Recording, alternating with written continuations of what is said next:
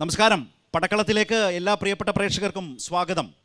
നിലമ്പൂർ ഉപതെരഞ്ഞെടുപ്പിൻ്റെ രാഷ്ട്രീയ ആവേശം അങ്ങനെ ഗംഭീരമായി മുന്നോട്ട് പോകുമ്പോൾ പടക്കളവുമായി ഞാനിന്നുള്ളത് അമരമ്പലം പഞ്ചായത്തിലാണ്, പൂക്കോട്ടുംപാടം.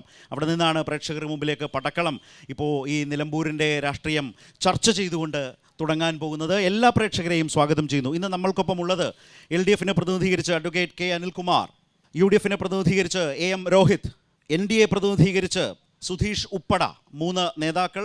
അതുപോലെ തന്നെ നിലമ്പൂരിൻ്റെ ഈ അമരമ്പലം പഞ്ചായത്തിലെ പൂക്കോട്ടുംപാടത്തെ പൗരാവലിയെ സ്നേഹപൂർവ്വം ഈ പരിപാടിയിലേക്ക് സ്വാഗതം ചെയ്യുകയാണ്.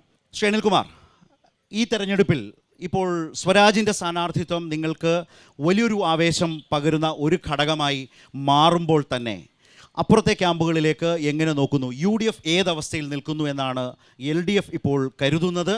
അത് വളരെ പ്രധാനപ്പെട്ട ഒരു ചർച്ച കൂടിയാണ്. ഇപ്പോൾ അൻവറുമായി ഒരു ധാരണയിലെത്താൻ ശ്രമിച്ചു, അത് വലിയ കലഹത്തിൽ കലാശിച്ചു. അൻവർ സ്ഥാനാർത്ഥിയാകുന്നു. ലീഗിന് കോൺഗ്രസിനോട് പല അതൃപ്തികളും ഇക്കാര്യത്തിലുണ്ട് എന്ന് പറയുന്നു.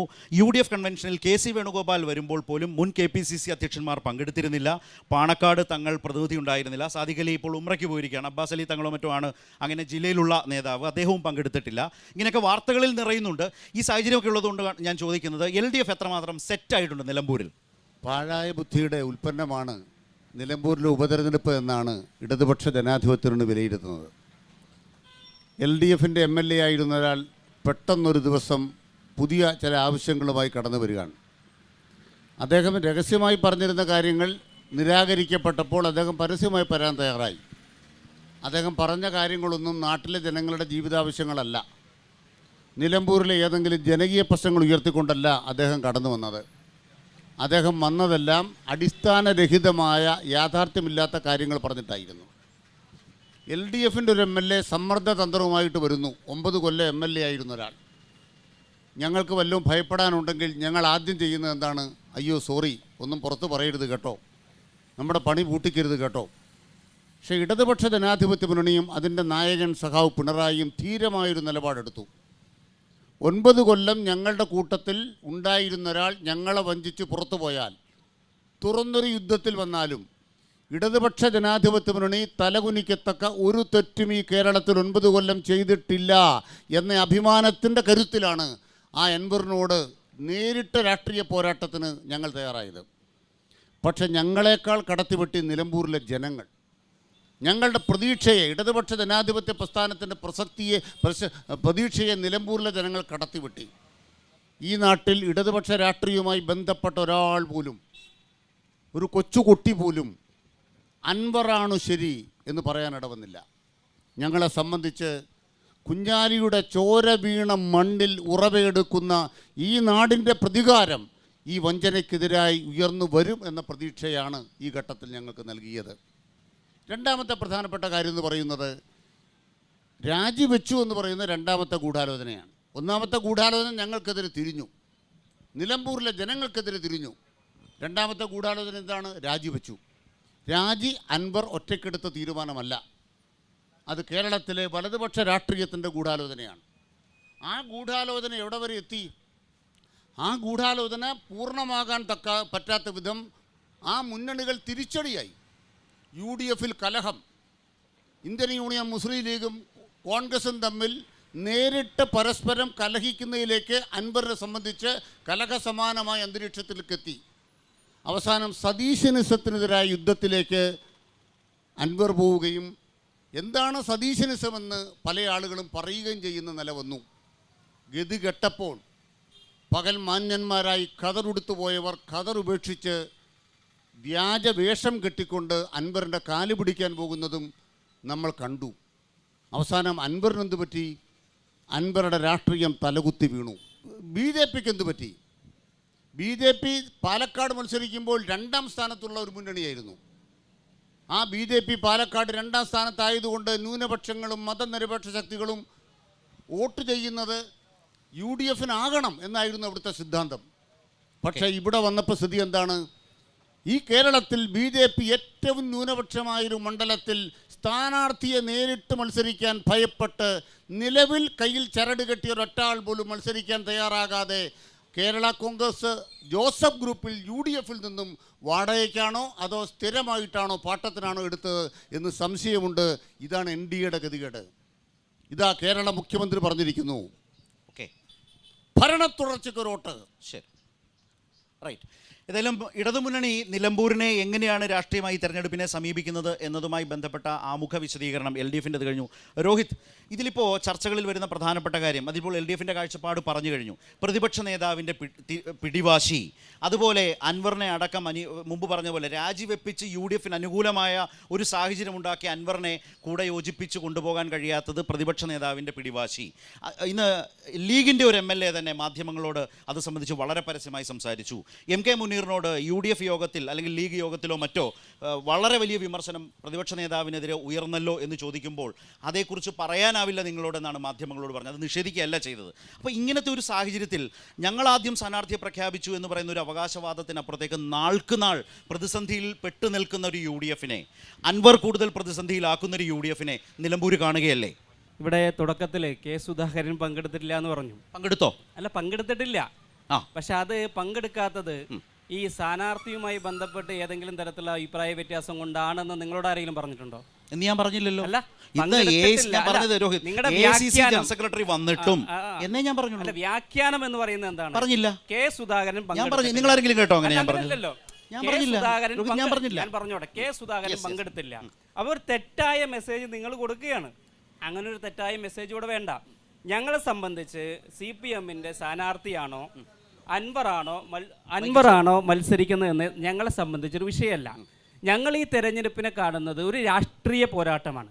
9 വർഷക്കാലമായി നമ്മുടെ സംസ്ഥാനത്ത് അധികാരത്തിലിരിക്കുന്ന ഒരു ഗവൺമെൻറ്റിനെ അതിൻ്റെ വിധി നിർണ്ണയിക്കുവാൻ, അത് ജനങ്ങൾക്ക് വിലയിരുത്തുവാൻ, കേരളത്തിലെ 3.5 കോടിയിൽ പരം വരുന്ന ജനങ്ങളുടെ പ്രതിനിധിയായിട്ട് ഈ നിലമ്പൂർ നിയോജക മണ്ഡലത്തിലെ ജനങ്ങൾക്ക് ഞങ്ങളൊരു അവസരം കൊടുക്കുകയാണ്. ആ അവസരങ്ങൾ മുന്നേയും കിട്ടിയിട്ടുണ്ട്. ഞങ്ങൾ വളരെ ആത്മവിശ്വാസത്തോടെ പറയുന്നത്, പ്രിയപ്പെട്ട അനിൽകുമാർ അത് പറയാൻ പറ്റുമോ എന്നറിയില്ല, ഈ സർക്കാരിനെ വിലയിരുത്താൻ പോകുന്ന തെരഞ്ഞെടുപ്പാണ്. അദ്ദേഹത്തിന് അത് പറയാൻ പറ്റുമോ? സർക്കാരിനെ വിലയിരുത്താൻ മുഖ്യമന്ത്രി തന്നെ പറഞ്ഞു. അല്ല, മുഖ്യമന്ത്രി തന്നെ അത് വിശദീകരിച്ചാണ് സംസാരിച്ചത്. അങ്ങനെയാണെങ്കിൽ ഈ തെരഞ്ഞെടുപ്പിൽ തൃക്കാക്കരയിൽ വിലയിരുത്തിയതുപോലെ, പുതുപ്പള്ളിയിൽ വിലയിരുത്തിയതുപോലെ, പാലക്കാട് വിലയിരുത്തിയതുപോലെ, ലോക്സഭാ തെരഞ്ഞെടുപ്പിലെ ബഹുഭൂരിപക്ഷം വരുന്ന സീറ്റുകളിൽ വിലയിരുത്തിയതുപോലെ, ഇവിടെ ഈ സംസ്ഥാനത്ത് നടന്ന പഞ്ചായത്ത് ഉപതെരഞ്ഞെടുപ്പിൽ വിലയിരുത്തിയതുപോലെ ഈ നിലമ്പൂരിൽ വിലയിരുത്തും. ആ വിലയിരുത്തൽ UDF-ന് അനുകൂലമായിട്ടായിരിക്കുമെന്നതിൽ യാതൊരു തർക്കവുമില്ല. തൃക്കാക്കരയിലും അതുപോലെ തന്നെ പുതുപ്പള്ളിയിലും പാലക്കാട്ടും കാണാത്ത വിധം UDF-നകത്തെ അസംതൃപ്തി, മുൻ DCC പ്രസിഡന്റ് മരിച്ചുപോയ മുൻ സ്ഥാനാർത്ഥിയുടെ പ്രകാശിൻ്റെ കുടുംബത്തിൻ്റെ അസംതൃപ്തി, അതുപോലെ തന്നെ അവരുടെ മോളുടെ ഫേസ്ബുക്ക് പോസ്റ്റ്, അൻവർ സൂചിപ്പിക്കുന്ന കാര്യങ്ങൾ, ആര്യാടൻ ഷൗക്കത്തുമായി ബന്ധപ്പെട്ട് പറയുന്ന കാര്യങ്ങൾ, ലീഗിൻ്റെ ഇക്കാര്യത്തിൽ പ്രതിപക്ഷ നേതാവ് ഇക്കാര്യങ്ങളെ കൂട്ടിയോജിപ്പിച്ചു കൊണ്ടുവന്നതിലെടുക്കുന്ന സമീപനത്തിലെ അതൃപ്തി, ഇതിവിടെ എങ്ങും ഉണ്ടായിരുന്നില്ല. ഇത് നിലമ്പൂരിലെ പ്രത്യേകതയാണ്. രാഷ്ട്രീയമായ നിങ്ങൾ നേരിടുന്ന പ്രശ്നങ്ങളാണ്. ഇവിടെ UDF-നകത്ത് ഇപ്പോൾ നിങ്ങൾ മാധ്യമങ്ങൾ പ്രചരിപ്പിക്കുന്ന രീതിയിൽ 2 സ്ഥാനാർത്ഥികളുടെ പേര് പറഞ്ഞുകൊണ്ട് വലിയ ചർച്ച നടത്തിയല്ലോ. DCC പ്രസിഡന്റിൻ്റെ പേരായിരുന്നു പറഞ്ഞിട്ടുണ്ടായിരുന്നത്. ഇവിടെ സ്ഥാനാർത്ഥി നിർണയം വന്നു, AICC അത് പ്രഖ്യാപിച്ചതിന് ശേഷം DCCയുടെ പ്രസിഡന്റോ കോൺഗ്രസിനകത്തുള്ള ഏതെങ്കിലും നേതാക്കന്മാരോ ഈ സ്ഥാനാർത്ഥി പോരാ, അല്ലെങ്കിൽ ഈ സ്ഥാനാർത്ഥിയെ മാറ്റണം എന്ന് പറഞ്ഞുകൊണ്ട് വ്യത്യസ്തമായിട്ട് അഭിപ്രായം സ്വീകരിച്ചിട്ടില്ല. ഇപ്പോൾ ലീഗിനകത്ത് തന്നെ നിങ്ങൾ പറയുന്ന വാർത്തകളാണ്. കഴിഞ്ഞ ദിവസം ബഹുമാനിയായ PK കുഞ്ഞാലിക്കുട്ടി എന്ന് പറയുന്ന കേരളത്തിന്റെ പ്രതിപക്ഷ ഉപനേതാവ് വളരെ കൃത്യമായി പറഞ്ഞിട്ടുണ്ട്, ഞങ്ങളുടെ പാർട്ടി കമ്മിറ്റികളിൽ ഏതെങ്കിലും തരത്തിലുള്ള വ്യക്തികളെ കേന്ദ്രീകരിച്ചുകൊണ്ട് ചർച്ചകൾ നടന്നിട്ടില്ല. ഈ തെരഞ്ഞെടുപ്പ് എന്ന് പറയുന്നത് ഞങ്ങൾക്ക് വിജയിക്കാൻ വേണ്ടി, UDF-ന് വിജയിക്കാൻ വേണ്ടി ഞങ്ങൾ ഒറ്റക്കെട്ടായി പ്രവർത്തിക്കാൻ പോകുന്ന തെരഞ്ഞെടുപ്പാണെന്ന് വളരെ കൃത്യമായിട്ട് മുസ്ലിം ലീഗ് പറഞ്ഞു. ഞാനൊരു കാര്യം പറഞ്ഞോട്ടെ, ഹമീദ് മാഷ് എന്ന MLA പറഞ്ഞത് അൻവർ രാജിവെച്ച ഉടൻ, രാജിവെച്ച MLA എന്ന നിലയിൽ അൻവർ, അതുപോലെ തന്നെ ഇന്നത്തെ സ്ഥാനാർത്ഥി ആര്യാടൻ ഷൗക്കത്ത്, സ്ഥാനാർത്ഥിയാകുമെന്ന് കരുതിയ ജോയ്, ഇവരെ 3 പേരെയും പങ്കെടുപ്പിച്ചുകൊണ്ട് ലീഗ് ഒരു പ്ലാറ്റ്ഫോം ഒരുക്കി. അതിൽ ലീഗിൻ്റെ കാഴ്ചപ്പാട് വ്യക്തമാണ്. എല്ലാവരും ഒന്നിച്ചു നിൽക്കണം, അതിൽ നിന്നൊരു സ്ഥാനാർത്ഥിത്വം എന്ന് പറഞ്ഞാൽ അൻവറും ഈ പാർട്ടാകണം എന്ന് ലീഗ് ആഗ്രഹിച്ചു. പക്ഷേ അതിലേക്ക് എത്തിക്കാതെ പോയത് പ്രതിപക്ഷ നേതാവിൻ്റെ പിടിവാശിയാണ് എന്ന് ലീഗിലെ 2ാം കക്ഷി കരുതുന്നുണ്ടോ? എൻ്റെ ചോദ്യത്തിലേ ഉള്ളൂ. ലീഗ് അങ്ങനെ കരുതുന്നു എന്ന് ഞങ്ങൾ ആരും വിശ്വസിക്കുന്നില്ല, കോൺഗ്രസും വിശ്വസിക്കുന്നില്ല. ഞങ്ങൾ ഒറ്റക്കെട്ടായി, കോൺഗ്രസും ലീഗും ഒറ്റക്കെട്ടായി ഈ തെരഞ്ഞെടുപ്പിനെ നേരിടും. ഐക്യ ജനാധിപത്യ മുന്നണി ഈ തെരഞ്ഞെടുപ്പിനകത്ത് ഈ നിയോജകമണ്ഡലത്തിൽ വിജയിക്കും. ശരി സുധീഷ്, നേരത്തെ LDF പ്രതിനിധി പറഞ്ഞൊരു പ്രധാനപ്പെട്ട കാര്യമുണ്ട്. അഡ്വക്കേറ്റ് അനിൽകുമാർ പറഞ്ഞത്, നിങ്ങൾക്ക് ഇവിടെ ഒരു സ്ഥാനാർത്ഥിയെ പോലും കിട്ടാതിരുന്ന, അല്ലെങ്കിൽ നിങ്ങളുടെ മൈൻഡ് സെറ്റ് മറ്റൊന്നായിരുന്നു, മത്സരിക്കുക പോലും വേണ്ട എന്ന നിലയിൽ ചിന്തിച്ചൊരു പാർട്ടി BJP കേരളത്തിൽ ഈ അടുത്ത കാലമാകെ പരിശോധിച്ചാൽ ആദ്യമായിട്ടാണ് അങ്ങനെ സംസാരിക്കുന്നത്. നിങ്ങളുടെ പുതിയ പ്രസിഡന്റ് സംസാരിക്കുന്നത് ആ വിധത്തിൽ. എന്നിട്ടൊടുവിൽ UDF-നകത്ത് നിന്ന ഒരു നേതാവിനെ നിങ്ങൾ പുറത്തേക്ക് കൊണ്ടുവന്ന് മത്സരിപ്പിക്കുന്നു. ഇതിനർത്ഥം നിങ്ങൾക്ക് ആളില്ലാത്തത് കൊണ്ടാണോ? അദ്ദേഹത്തിൻ്റെ കൂടി ചോദ്യമാണ്. ഞങ്ങൾ ആദ്യം തന്നെ പറഞ്ഞൊരു കാര്യം, ഈ തിരഞ്ഞെടുപ്പ് എന്തിൻ്റെ പേരിലുണ്ടായിട്ടുള്ളതാണ്. ഈ തിരഞ്ഞെടുപ്പ് കമ്മ്യൂണിസ്റ്റ് പാർട്ടി നേതൃത്വം നൽകിയിട്ടുള്ള LDF മുന്നണി മുൻപ് കഴിഞ്ഞ തിരഞ്ഞെടുപ്പിൽ കണ്ടെത്തിയിട്ടുള്ള അൻവർ എന്ന് പറയുന്ന ഒരു സ്ഥാനാർത്ഥി. ആ അൻവർ എവിടെയായിരുന്നു? അൻവർ കുറേ കാലം കോൺഗ്രസ്സിലായിരുന്നു. കോൺഗ്രസിൻ്റെ വലിയ ചരിത്രം പറയാൻ ശേഷിയുള്ള, അല്ലെങ്കിൽ അത്ര ചരിത്രമുള്ള ഒരു കുടുംബത്തിൽ നിന്ന് വന്നിട്ടുള്ള അൻവർ പിന്നെ കോൺഗ്രസ്സിൽ നിന്ന് മുരളീധരൻ്റെ ഗ്രൂപ്പിലേക്ക് പോയി. അങ്ങനെ പോയി പിന്നെ ഇവരെല്ലാവരും ഇവിടെ ഒരിക്കലും കമ്മ്യൂണിസ്റ്റ് പാർട്ടിക്ക് ഒരിക്കലും ഇവിടെ ജയിക്കാൻ സാധിക്കില്ല എന്നറിഞ്ഞപ്പോൾ കൊണ്ടുവന്നിട്ടുള്ള ഒരാളാണ്. കോൺഗ്രസിൻ്റെ ചരിത്ര പശ്ചാത്തലമുള്ള അൻവറിനെ കൊണ്ടുവന്നിട്ട് സ്വതന്ത്ര സ്ഥാനാർത്ഥിയാക്കി വിജയിപ്പിച്ചെടുക്കുകയാണ് കമ്മ്യൂണിസ്റ്റ് പാർട്ടി ചെയ്തിട്ടുള്ളത്. കമ്മ്യൂണിസ്റ്റ് പാർട്ടി എത്ര മുൻപെയാണ് നമുക്കറിയാം, എത്ര മുമ്പെയാണ് ഈ ഇവരുടെ ചിഹ്നത്തിൽ മത്സരിച്ചിട്ടുള്ളത് എന്നുള്ളത്. ദേവദാസ് പൊറ്റക്കാടൊക്കെ കുറേ മുമ്പുണ്ടായിരുന്ന ആളുകളാണ്. ഈ പറയുന്ന നമ്മൾ ഇവിടെ നിന്ന് സംസാരിക്കുമ്പോൾ, പൂക്കോട്ടുംപാടത്ത് നിന്ന് സംസാരിക്കുമ്പോൾ സഖാവ് കുഞ്ഞാലിയുടെ മണ്ണാണ്. സഖാവ് കുഞ്ഞാലി എന്ന് പറഞ്ഞ ആ കാലഘട്ടത്തിലെ ഏറ്റവും പ്രഗത്ഭനായിട്ടുള്ള കമ്മ്യൂണിസ്റ്റ് പാർട്ടിയുടെ നേതാവ് അവിടെ നിന്ന് ഈ പറയുന്ന സ്വരാജിലേക്ക് എത്തി നിൽക്കുമ്പോൾ VSനെ വെട്ടി പട്ടിക്കിട്ട് കൊടുക്കണമെന്ന് പറഞ്ഞിട്ടുള്ള കമ്മ്യൂണിസ്റ്റ് പാരമ്പര്യമാണ് സ്വരാജിനുള്ളത്. ആ പാരമ്പര്യമുള്ള സ്വരാജാണ് ഇന്ന് മത്സരിക്കുന്നത്. ആ സ്വരാജിനെ പറ്റി പറയുമ്പോൾ ഞാൻ പറഞ്ഞു തന്നു, ഈ സ്വരാജ് ഏത് വിധത്തിലൊക്കെയാണ് ഓരോ കാര്യത്തിലും സംസാരിച്ചിട്ടുള്ളത് നമുക്കറിയാം. ശബരിമല വിഷയവുമായി ബന്ധപ്പെട്ടപ്പോൾ ഹൈന്ദവ ജനതയുടെ വികാരം വ്രണപ്പെടുത്തുന്ന രീതിയിൽ പലപ്പോഴായി, ഒന്നോ രണ്ടോ പ്രാവശ്യമല്ല, നിരന്തരം ഹൈന്ദവ ജനതയെ അവഹേളിക്കുന്ന നിലപാട് സ്വീകരിച്ചിട്ടുള്ള വ്യക്തിയാണ് സ്വരാജ്. അതുകൊണ്ട് തന്നെ ഇനി തൃപ്പൂണിത്തറയിലോ എവിടെ മത്സരിച്ചാലും സ്വരാജിന് ജയിക്കാൻ സാധിക്കില്ല എന്ന് കൃത്യമായ ബോധ്യമുള്ളത് കൊണ്ടാണ് കമ്മ്യൂണിസ്റ്റ് പാർട്ടി അവിടെ നിന്ന് പായയും കിടക്കയും ഒക്കെ എടുത്തുകൊണ്ട് ഇങ്ങോട്ട് കൊണ്ടുവന്നിട്ടുള്ളത്. രണ്ടാമത്തെ കാര്യം, നിങ്ങളുടെ സ്ഥാനാർത്ഥിയെ കുറിച്ച് ചോദിക്കുമ്പോൾ സാധാരണ ഒരു ചർച്ചയിലേക്ക് വരുമ്പോൾ സ്വന്തം സ്ഥാനാർത്ഥിയെ കുറിച്ച് വാചാലനാകുന്ന പാർട്ടി പ്രതിനിധികളെ കണ്ടിട്ടുണ്ട്. ആ ഭാഗം സൈഡാക്കി മാറ്റി വെച്ചിട്ട് അല്ല, ഉറപ്പായും നോ ഇഷ്യൂ. അല്ല, ഞാൻ അതുകൊണ്ട് ചോദിച്ചത്, മോഹൻ ജോർജിനെ കുറിച്ച് ഒരു വാക്കും പറയുന്നില്ല എന്നുള്ളതാണ് ഞാൻ. ഈ സ്വരാജ് ഇന്നോ ഇന്നലെ ഇവിടെ ഉണ്ടായിരുന്നില്ലേ? ഇവിടെ ആരൊക്കെ മത്സരിച്ചു? അൻവറിനെ മത്സരിപ്പിച്ച സമയത്ത് സ്വരാജിനെ ഇവിടെ മത്സരിപ്പിക്കേണ്ടിയിരുന്നില്ലേ? ഇവിടെ ഈ കേരളത്തിൽ ഈ നിലമ്പൂരിന്റെ തെരുവീതികളിൽ അങ്ങോളം ഇങ്ങോളം പ്രകടനം നടത്തിയതാരാ? അന്ന് കമ്മ്യൂണിസ്റ്റ് പാർട്ടിയാ. അന്ന് സ്വരാജ് ഇവിടെ ഉണ്ട്. സ്വരാജിനെ സെറ്റിൽമെന്റ് ചെയ്യാൻ വേണ്ടി തൃപ്പൂണിത്തറയിലേക്ക് അൻവറിന്റെ പണം വാങ്ങി കൊണ്ടുപോയി മത്സരിപ്പിച്ചു. ഞാൻ പറഞ്ഞുതരാം. ഞങ്ങളുടെ സ്ഥാനാർത്ഥി എന്ന് പറഞ്ഞാൽ ഭാരതീയ ജനതാ പാർട്ടി ഈ തെരഞ്ഞെടുപ്പിനെ പറഞ്ഞത്, ഈ നാട്ടിലെ ഞാനും നിങ്ങളും അടങ്ങുന്ന സാധാരണക്കാരായിട്ടുള്ള മണ്ണിൽ അധ്വാനിക്കുന്ന ജനവിഭാഗത്തിന്റെ നികുതി പണം എടുത്തുകൊണ്ട് ഇപ്പോഴൊരു തിരഞ്ഞെടുപ്പ് അനാവശ്യമായി സൃഷ്ടിച്ചതാണ്. ഇത് അടിച്ചേൽപ്പിച്ച തെരഞ്ഞെടുപ്പാണ്. അതുകൊണ്ടാണ് BJP പിന്നിലേക്ക് നിന്ന് ആദ്യഘട്ടത്തിൽ ഈ രീതിയിൽ സംസാരിച്ചിട്ടുള്ളത്. പിന്നെ ഈ പറയുന്ന ആള് മോശമല്ല. ഈ പറയുന്ന ആള് 40 വർഷത്തെ രാഷ്ട്രീയ പാരമ്പര്യമുള്ള ആളാണ്. മാർത്തോമാ സഭയിൽ നിന്ന് സഭയുമായി ബന്ധപ്പെട്ടുകൊണ്ട് പ്രവർത്തിച്ചിട്ടുള്ള ആളാണ്. അദ്ദേഹം ശക്തനായിട്ടുള്ളൊരു മലയോര കർഷകനാണ്. ഒരു വാക്ക് ഞാൻ പറഞ്ഞു പോയി. ഒരു വാക്ക് പറഞ്ഞിട്ട് ഇരിക്കണം, ദയവായിരിക്കണം. ഒറ്റ വാക്കേ ഉള്ളൂ. ബഹുമാനപ്പെട്ട എം സ്വരാജിനെ കുറിച്ച് ഇല്ലാത്തത് പറയേണ്ടി വരുന്നത് തെറ്റായ കാര്യമാണ്. ഞാൻ ആദ്യമായിട്ടാണ് അങ്ങനെ ഒരാൾ ചിന്തിക്കുന്നത്, ഇങ്ങനൊരു കള്ളം പറയുന്നത് കേൾക്കുന്നത്. കള്ളങ്ങൾ പലതും കേട്ടിട്ടുണ്ട്. കയ്യും കാലും വെച്ച നുണകളാണ് ഇദ്ദേഹം പറയുന്നത്. VS അച്യുതാനന്ദനെ പോലെ മഹനീയനായൊരു നേതാവാണ്. സഖാവ് സ്വരാജിന് വേണ്ടി ഏറ്റവും കൂടുതൽ തെരഞ്ഞെടുപ്പിക്കാൻ വേണ്ടി നടത്തിയ തൃപ്പൂണിത്തറയിൽ. അതിൻ്റെ ഉൽപ്പന്നം കൂടിയാണ് സ്വരാജ് എന്ന MLA. 2016 സ്വരാജ് അല്ല, 2025 സ്വരാജ്. 2016 സ്വരാജ് അല്ല, 2020 സ്വരാജ് എന്ന് പറയാൻ കാരണം എന്താണ്? മല ഇളകി വരുമ്പോൾ ഒരു വാക്കുകൊണ്ട്, ഒരു നിലപാട് കൊണ്ട് ഈ നാട്ടിലെ വർഗീയ ശക്തികൾ ഞെട്ടിവിറയ്ക്കുന്ന ഒരാളായി സ്വരാജ് മാറി. അതുകൊണ്ട് വർഗീയ ശക്തികളോട് പറയുന്നത്, സ്വരാജിനെതിരെ നുണ നിർമ്മിക്കരുത്. തൻ്റെ ഇടമുണ്ടെങ്കിൽ സ്വരാജിന് മറുപടിയായി ഒരു വരി പറയാൻ തൻ്റെ ഇടമുള്ള ഒരാൾ നിങ്ങളുടെ കുലത്തിൽ ജനിച്ചിട്ടുണ്ടോ? ദേശീയ പാർട്ടിയെ പ്രതികരിച്ചാണല്ലോ നിങ്ങളോട് നിൽക്കുന്നത്. രാഷ്ട്രീയത്തിൽ തെരഞ്ഞെടുപ്പിൽ പങ്കാളികളാവുക എന്നുള്ളത് ജനാധിപത്യ പ്രക്രിയയാണ്. ഒരൊറ്റ ചോദ്യം ചോദിക്കുന്നുള്ളൂ, നിങ്ങൾക്ക് ഈ തെരഞ്ഞെടുപ്പ് ലാഭമാണോ നഷ്ടമാണോ? കാരണം ബിസിനസിൻ്റെ കണക്കാണല്ലോ നിങ്ങൾ തുടക്കത്തിലേ പറഞ്ഞിട്ടുള്ളത്. ഒരൊറ്റ ചോദ്യം, ഇത് ലാഭമാണോ നഷ്ടമാണോ, എങ്ങനെയാണ് എന്നുള്ളതാണ്. ആർക്കെന്ത് നേടിയാലും ഈ നാട്ടിലെ മുഴുവൻ ജനങ്ങൾക്കും ഈ തിരഞ്ഞെടുപ്പ് നഷ്ടമാണ്. ഒറ്റ കാര്യം കൂടി, BJPയുടെ കാര്യമാണ് ചോദിച്ചത്. അതെ, പറയട്ടെ, BJPക്ക് ലാഭം തന്നെയാണ്. കൃത്യമായിട്ട് പറയാം. ബിജെപിക്ക് ലാഭം തന്നെയാണ്. എന്താണ് അല്ല സാധാരണക്കാരായ എന്നിട്ടാണോ മത്സരിക്കുന്നില്ല എന്ന് കയറി പറഞ്ഞത്? ആദ്യ ലാഭമുള്ള പരിപാടി വേണ്ടെന്ന് ആരെങ്കിലും വെക്കുവോ സുധീഷേ? പറയട്ടെ, പറഞ്ഞു. അനിലേട്ടൻ പറഞ്ഞതിന് മറുപടി കൂടി അല്ല അത് പറയാം. നുണ സൃഷ്ടിച്ചെടുത്തു എന്ന് പറഞ്ഞു. നിങ്ങൾ പറഞ്ഞതിന് വർത്തമാന കാലഘട്ടത്തിൽ ആർക്കാണ് പിടിച്ചു നിൽക്കാൻ അല്ല ഞാൻ അത് പറയുമ്പോൾ പറയാം. ഇന്ന് സോഷ്യൽ മീഡിയയിൽ ഏറ്റവും കൂടുതൽ വരുന്നത് 2016 ആ തെരഞ്ഞെടുപ്പിൽ സ്വരാജിന് വേണ്ടി വി എസ് അച്യുതാനന്ദൻ പോയി പ്രചരണം നടത്തുകയും സ്വരാജിന് വേണ്ടിയിട്ട് നിശ്ചയിച്ചിട്ടില്ലല്ലോ. അല്ല അത്തരം യാഥാർത്ഥ്യങ്ങൾ നിൽക്കുന്നു എന്നുള്ളതാണ്. എന്തുവാവട്ടെ സ്വരാജ് പറഞ്ഞ കാര്യങ്ങളാണ്, പറഞ്ഞ കാര്യങ്ങൾ നമ്മൾ കേട്ടിട്ടുണ്ടോ? സുധീഷ് കേട്ടിട്ടുണ്ടോ? ഈ പറഞ്ഞത് കേട്ടിട്ടുണ്ടോ? ഞാൻ ഒരു വീഡിയോ സെന്റർ തകർന്നത് നിങ്ങൾ കണ്ടിട്ടുണ്ടോ? ഉണ്ടല്ലോ. അത് നെറ്റ്ഫ്ലിക്സിൽ ഡോക്യുമെന്ററി കാണിക്കൂ. അതുപോലെ കണ്ടിട്ടുണ്ട്. ചർച്ച ചെയ്തിട്ടുണ്ട്. വേൾഡ് ട്രേഡ് സെന്റർ ആക്രമണത്തിന്റെ വിഷ്വലൈസ് ചെയ്ത ഡോക്യുമെന്ററിയുടെ ഡീറ്റെയിൽസ് ഞാൻ വേണത് ഇപ്പൊ നെറ്റ്ഫ്ലിക്സ് 3 പരമ്പര ഇറക്കി കഴിഞ്ഞു. നിങ്ങൾ കാണിച്ചാൽ മതി. നിങ്ങൾ കാണിക്കുന്നത് അങ്ങനെ പറഞ്ഞിട്ടുള്ള ഒരു വീഡിയോ നിങ്ങൾ ചർച്ച ഗംഭീരമായി മുന്നോട്ട് പോകും. എന്റെ ആഗ്രഹം എന്താണെന്നറിയോ? ചർച്ച സ്വരാജ്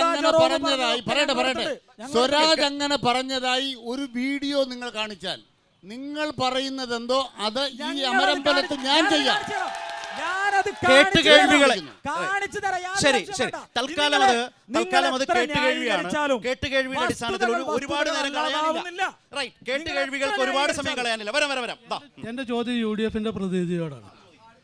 ഈ മണ്ഡലത്തിലെ പ്രധാനപ്പെട്ട ഒരു പഞ്ചായത്താണ് അമരമ്പലം. അപ്പോൾ കഴിഞ്ഞ 3 വർഷം മുന്നേ ഞാനൊരു വിവരാവകാശത്തിന് കൊടുത്തിരുന്നു. 2010 വരെ ആര്യയുടെ സജീവമായി നിന്ന മണ്ഡലമാണ്. ആര്യാടിൻ്റെ വികസനം ഈ പഞ്ചായത്തിൽ എന്താണെന്ന് വിവരാവകാശത്തിന് കൊടുത്തപ്പോൾ അതിന് കിട്ടിയ മറുപടി 4 ലക്ഷം രൂപേൻ്റെ ഹയർ സെക്കൻഡറി സ്കൂളിൻ്റെ ഇവിടെ പൂക്കോട്ടുംപാടം അവിടെ 4 ലക്ഷം രൂപേൻ്റെ ഒരു ക്ലാസ് റൂം കൊടുത്തിട്ടുണ്ട്.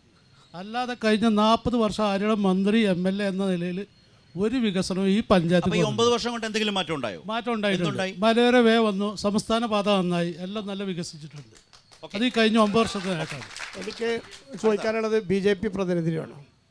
അദ്ദേഹം പറഞ്ഞു, ഹിന്ദുക്കളെ കാര്യം പറഞ്ഞു, സ്വരാജ് ഹിന്ദുക്കളെ വല്ലാതെ വേദനിപ്പിച്ചു എന്ന് പറഞ്ഞു. ഇപ്പോൾ ഈ നിലമ്പൂർ അസംബ്ലി നിയോജകമണ്ഡലത്തിൽ കയ്യിൽ ചരട് കെട്ടിയ ഒരു സനാതന ഹിന്ദുവിനെ നിങ്ങൾക്ക് തെരഞ്ഞെടുപ്പിൽ മത്സരിപ്പിക്കാൻ സ്ഥാനാർത്ഥിയായിട്ട് കിട്ടാഞ്ഞിട്ടാണോ ഇല്ലാഞ്ഞിട്ടാണോ നിങ്ങളിങ്ങനെ ഒരു ക്രിസ്ത്യാനിയെ തെരഞ്ഞെടുത്ത് മത്സരിപ്പിക്കാൻ? അത് ഒരു തന്ത്രമാണ്. എന്താ നിങ്ങളുടെ ഉദ്ദേശം? നിങ്ങൾ ഒരേ സമയം വർഗീയത പറയുകയും നിങ്ങൾ ഇപ്പം തന്നെ വർഗീയത കാണിക്കുകയാണ് ചെയ്യുന്നത്. നിങ്ങൾ സ്വരാജിനെ ഹിന്ദു വിരോധിയാക്കി, ഹിന്ദുക്കളെ ഉപദ്രവിച്ചവനാക്കി മാറ്റി, ശേഷം നിങ്ങൾ ഇപ്പോൾ ഒരു ക്രിസ്ത്യാനിയെ സ്ഥാനാർത്ഥിയാക്കി. നിങ്ങൾക്ക് ഹിന്ദു ഇവിടെ ഇല്ലേ? ഈ മണ്ഡലത്തിലില്ലേ? BJP ഹിന്ദു പാർട്ടി മാത്രമാണ് എന്ന് ആരാണ് പറഞ്ഞിട്ടുള്ളത്? ജോർജ് കുര്യനെ മന്ത്രിയാക്കിയ പാർട്ടിയാണ് ഈ പാർട്ടി. അബ്ദുള്ള കുട്ടി അത്ഭുത കുട്ടി എന്ന് പറഞ്ഞുകൊണ്ട് കൊണ്ടു നടന്നിട്ടുള്ള ആ അബ്ദുള്ള കുട്ടിയെ സംസ്ഥാനത്തിന്റെ ഉപാധ്യക്ഷനും ദേശീയ ഉപാധ്യക്ഷനും BJPയുടെ അഖിലേന്ത്യാ പ്രസിഡന്റ് ആയാലും BJP ഒരു ഹിന്ദുത്വ പാർട്ടി അല്ലാതാകുന്നില്ല, ഒരു വർഗീയ പാർട്ടി അല്ലാതാകുന്നില്ല. BJP Hindutva party. BJP ഞാൻ പറഞ്ഞല്ലോ, ഈ പറയുന്ന ജോർജ് കുര്യനെ മന്ത്രിയാക്കിയിട്ടുള്ള പാർട്ടിയാണ്. കേക്ക് ഉണ്ടാക്കുമ്പോഴേ കേക്കിന്റെ മേളിൽ ചെറുപ്പഴം വെക്കും. ചെറുപ്പഴം വെച്ച ഉടനെ കേക്ക് ചെറുപ്പഴാണെന്ന് അർത്ഥമുണ്ടോ? ജോർജ് കുര്യൻ ഒരു ചെറുപ്പഴമാണ്. ഇന്ത്യ രാജ്യത്ത് ഈ കഴിഞ്ഞ 9 കൊല്ലം എത്ര പേരെയാണ്, എത്ര സ്ഥലത്താണ് പള്ളി തകർത്തത്? ഇന്നും മണിപ്പൂരിൽ കത്തി തീർന്നിട്ടില്ല പള്ളി. അങ്ങനെ മണിപ്പൂരിൽ കത്തിയമരുന്ന പള്ളിയുടെ മണം വരുമ്പോഴാണ് അൾത്താരകൾ തേടി ഇപ്പോൾ ജോർജ് കുര്യനും BJPക്കാരും ഇറങ്ങിത്തിരിച്ചിരിക്കുന്നത്. ഇത് മനസ്സിലാക്കണം. ഇത് യൂദാസിൻ്റെ വരവാണ്. അതുകൊണ്ട് തിരിച്ചറിയാനുള്ള കോട്ടയത്തു നിന്ന് വരുന്ന അനിൽകുമാറിന് കുറച്ചുകൂടെ മനസ്സിലാകുന്നതാണ്. കോട്ടയത്തു നിന്ന് വരുന്ന അനിൽകുമാർ. രോഹിത്, ഇവിടെ എൻ്റെ സുഹൃത്ത് ചോദിച്ചത് വികസനം അടക്കം വന്നു. ഈ നിയോജക മണ്ഡലത്തിൽ എന്ത് വികസനമാണ് നടന്നത്? അദ്ദേഹം പറഞ്ഞ കണക്കെന്താണെന്ന് എനിക്കറിയത്തില്ല. നമ്മുടെ നാട്ടിൽ നരേന്ദ്രമോദി അധികാരത്തിൽ വന്നതിന് ശേഷം അദ്ദേഹം പറയാറുണ്ട്, അല്ലെങ്കിൽ BJPക്കാർ പറയാറുണ്ട്, ഇന്ത്യ രാജ്യം ഉണ്ടായത് കഴിഞ്ഞ 10 വർഷക്കാലം കൊണ്ടാണെന്നാണ്. സമാനമായ രീതിയിലുള്ളൊരു ക്യാമ്പയിനാണ് ഈ നിലമ്പൂർ നിയോജക മണ്ഡലത്തിൽ വികസനമുണ്ടായത് ഇടതുപക്ഷ സർക്കാർ അധികാരത്തിൽ വന്നതിന് ശേഷമാണെന്നുള്ള ഒരു നരേഷൻ ഇവർ സൃഷ്ടിക്കുന്നുണ്ട്. ഇവിടെ ആര്യാടൻ മുഹമ്മദ്, നിങ്ങൾക്ക് ഈ നിയോജക മണ്ഡലത്തിൻ്റെ വ്യത്യസ്തങ്ങളായ ഏരിയയിലൂടെ യാത്ര ചെയ്യാം. ഒരു റോഡോ പാലമോ ഒന്നുമില്ലാത്ത ഈ ഒരു നിയോജക മണ്ഡലത്തിൽ ഈ റോഡുകളും പാലങ്ങളും ഒക്കെ ഉണ്ടാക്കിയത് ആര്യാടൻ മുഹമ്മദാണ്. അത് ഇന്ന് രോഹിത, ഈ റോഡിലൂടെ അല്ലേ നമ്മൾ വന്നേ? ഞാൻ പറഞ്ഞു, ഞാനും നിങ്ങളും നല്ല റോഡിലൂടെ അല്ലേ വന്നത്? ഞാൻ പറയട്ടെ, ഈ നിയോജകമണ്ഡലത്തിലെ മുഴുവൻ പഞ്ചായത്തുകളിലും ഹയർ സെക്കൻഡറി സ്കൂളുകൾ ആരംഭിക്കപ്പെട്ടത് ഈ ആര്യാടൻ മുഹമ്മദ് ഇരിക്കുമ്പോഴാണ്. ഗവൺമെന്റ് IT ആരംഭിച്ചത് ഈ നമ്മുടെ ആര്യാടൻ മുഹമ്മദ് ഇരിക്കുമ്പോഴാണ്. അതുപോലെ KSRTC ഡിപ്പോയുടെ വികസനം ഉൾപ്പെടെയുള്ള കാര്യങ്ങൾ 9 വർഷത്തിന് ശേഷം ഈ ആര്യാടൻ മുഹമ്മദിന്റെ അല്ലെങ്കിൽ UDFന്റെ ജനപ്രതി പോയതിനു ശേഷം അദ്ദേഹം ഇരിക്കുന്ന സമയത്ത് 36 കോടി രൂപ ഇവിടുത്തെ ബൈപ്പാസുമായി ബന്ധപ്പെട്ട് അനുവദിച്ചല്ലോ. ആ ബൈപ്പാസിന്റെ നിർമ്മാണം പൂർത്തീകരിക്കാൻ ഈ ഗവൺമെന്റ് സാധിച്ചിട്ടുണ്ടോ? ഈ തെരഞ്ഞെടുപ്പ് പ്രഖ്യാപിക്കുമ്പോഴാണ് പൊതുമരാമത്ത് വകുപ്പ് മന്ത്രി ഇപ്പൊ 200 കോടി രൂപയുടെ റിഫ്ലക്സ് വെച്ചിരിക്കുന്നത്. അത് പൂർത്തീകരിക്കാൻ സാധിച്ചിട്ടില്ല. നിലമ്പൂർ നഗരത്തിൽ ബഹുമാനപ്പെട്ട ആര്യാടന്റെ ഇപ്പോഴത്തെ സ്ഥാനാർത്ഥിയുടെ വീടിരിക്കുന്നിടത്ത് റോഡിന്റെ വീതി എത്ര? അതേപോലെ പഴയ ബസ് സ്റ്റാൻഡിൻ്റെ മുന്നിലെ റോഡിൻ്റെ വീതി എത്ര?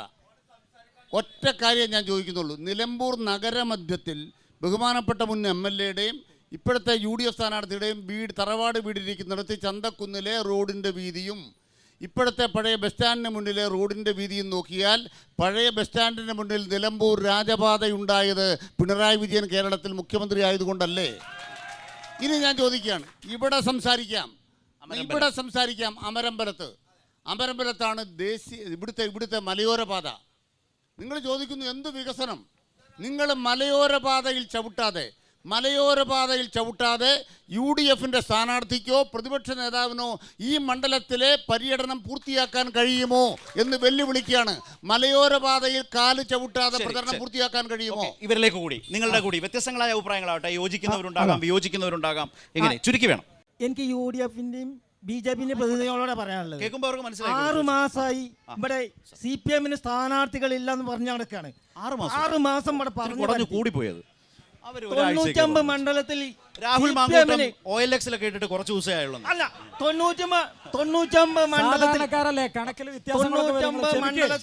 CPMന് ഇവിടെ സ്ഥാനാർത്ഥിനെ നിർത്താൻ കഴിയുമെങ്കിൽ ഈ നിലമ്പൂർ മണ്ഡലത്തിൽ സ്വരാജിനെ പോലെ നല്ലൊരു സ്ഥാനാർത്ഥിനെ ഇവിടെ നിർത്തും. അത് പറഞ്ഞ് പരത്തി വിഭാഗീയത ഉണ്ടാക്കുകയാണ്. അതായത് ചേട്ടൻ പറഞ്ഞു വരുന്നത് ഇങ്ങനെ UDFന് മേലെ LDF അയച്ച മിസൈലാണോ സ്വരാജ്? അതെ, ഒട്ടും പ്രതീക്ഷ ആ മിസൈല് വിജയിച്ചിട്ട് ഞങ്ങൾ പിന്മാറുകയുള്ളൂ. ആവേശം കൂടിയിട്ട് വാക്ക് വരുന്നില്ല എന്നാണ്. വേഗം സമയം.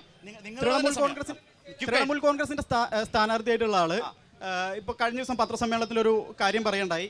അതായത് നിങ്ങളുടെ സ്ഥാനാർത്ഥി UDFന്റെ സ്ഥാനാർത്ഥി ഒരു മികച്ച സിനിമ എടുത്തിട്ടുണ്ട്, പാഠം എന്നൊരു വിലാപം എന്ന് പറയുന്ന സിനിമ. അത് നല്ല സിനിമയാണെന്നുള്ളതും യഥാർത്ഥ രാഷ്ട്രീയം പറയുന്ന സിനിമയാണെന്നുള്ളതും വ്യക്തമായ ബോധ്യമുണ്ട്. അപ്പോൾ ആ സിനിമ ന്യൂനപക്ഷങ്ങളെ വേട്ടയാടുന്ന അല്ലെങ്കിൽ ന്യൂനപക്ഷങ്ങളെ കുറിച്ച് ഇല്ലാത്തത് പറയുന്ന കുറ്റം പറയുന്ന ഒരു സിനിമയാണ് എന്ന് തൃണമൂലിന്റെ സ്ഥാനാർത്ഥി പറയേണ്ടായി. അതിനോട് നിങ്ങളുടെ നിലപാട് എന്താണ്? UDFന്റെ നിലപാട് എന്താണ്? എടുക്കാം.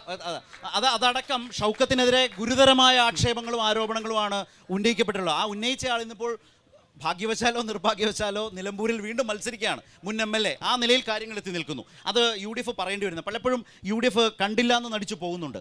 എനിക്ക് LDFന്റെയും UDFന്റെയും പ്രതിനിധികളോടാ ചോദിക്കാൻ. നല്ലത് ചോദിക്കും. ഇവിടെ SDPI, പോപ്പുലർ ഫ്രണ്ട്, അതുപോലെ RSS ഇവരുടെ വോട്ട് വേണ്ട എന്ന് ധൈര്യപൂർവ്വം പരസ്യമായി പറയാൻ തയ്യാറുണ്ട്. ഇത് ആർക്ക് വെച്ച കെണിയാ?